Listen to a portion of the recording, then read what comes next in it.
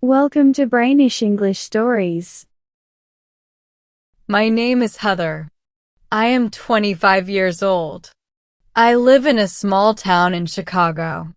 When I was young, I wanted a happy life. I wanted to get married.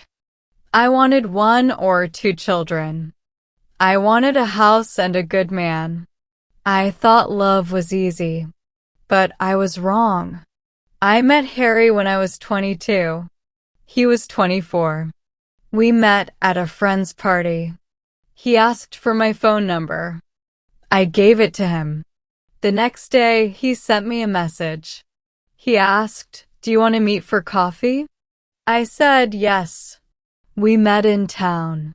We talked for a long time. I liked him. After that, we saw each other many times. He made me laugh. He gave me flowers. He called me every night.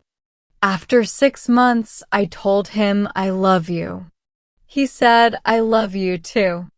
I believed him. We were together for 1 year. I worked at a gift shop. Harry worked at a car repair shop. We didn't have much money, but I was happy. Then something changed. One day I felt sick. I thought I had a cold, but the next day I felt sick again.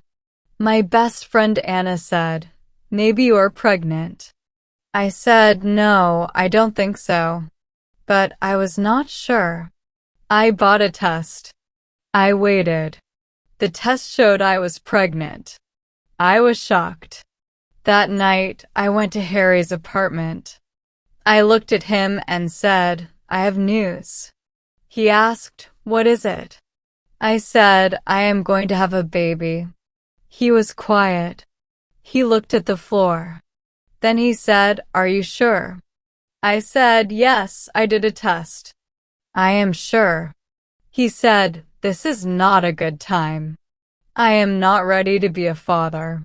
My heart broke. I said, "But we love each other." He said nothing. He just said, "I need time to think." That night, he did not kiss me. I could not sleep. In the morning, he left early. He said, "See you later." But I knew something was wrong. After that, he stopped calling me. He stopped answering my messages. He didn't want to see me. One day, I went to his apartment. I knocked on the door. He did not open it. I sent him one last message. He replied, "I can't do this. I'm sorry." That was the last time I heard from Harry. I sat on my bed and cried. I cried for hours. I could not believe it. I was pregnant and alone.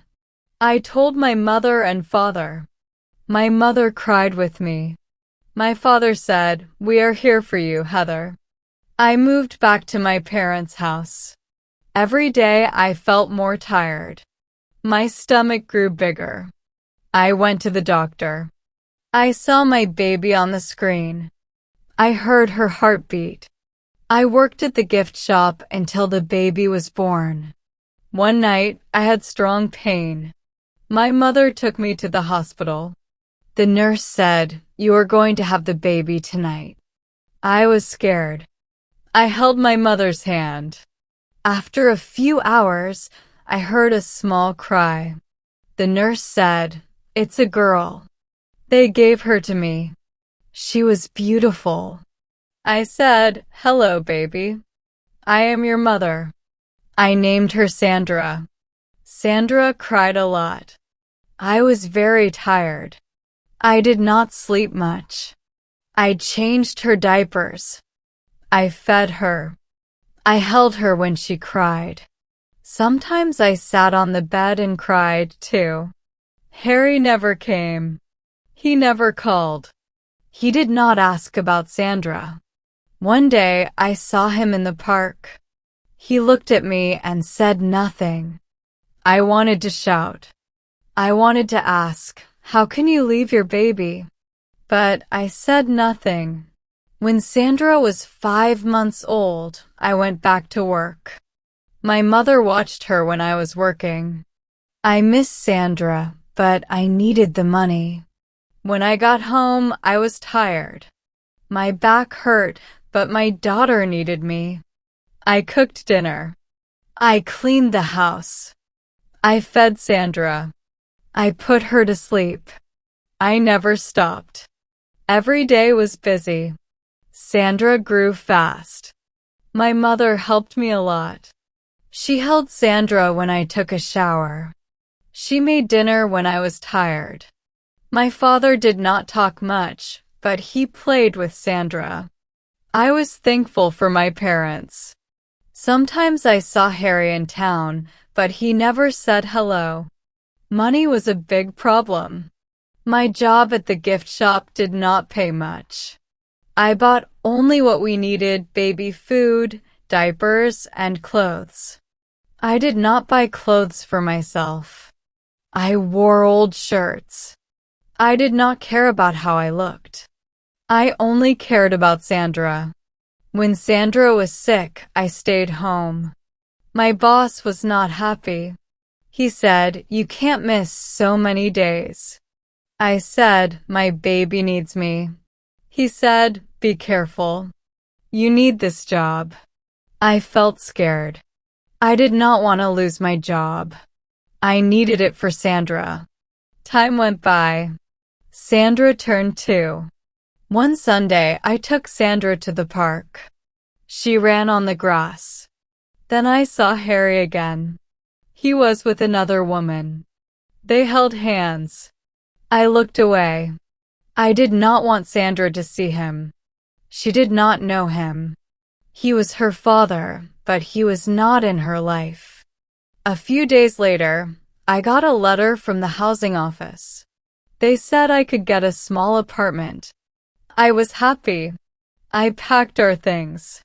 My father drove us to the new apartment. The apartment had 1 bedroom and a small kitchen. In the new apartment, life was hard. I worked. I took care of Sandra. I paid rent. I cooked simple meals. Some nights I felt lonely. I missed talking to someone. But I never missed Harry. I did not want someone who left. I wanted peace. I wanted love that stayed. Sandra was now 4 years old. She asked many questions. One day she looked at me and said, "Mom, do I have a dad?" I froze. I said, "Why do you ask?" She said, "At school, my friend said her dad picks her up. Do I have a dad too?" I said, "Yes, you have a dad, but he does not live with us." She asked, "Why not?"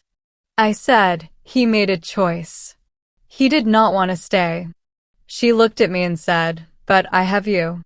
I smiled and kissed her head. "Yes," I said. "You have me and I will never leave." I thought about everything: the tears, the nights alone, the fear. Then I looked at Sandra's smile. Yes, I thought.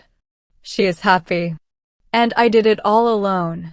You can face many hard times, but as long as you have love, you will always find strength.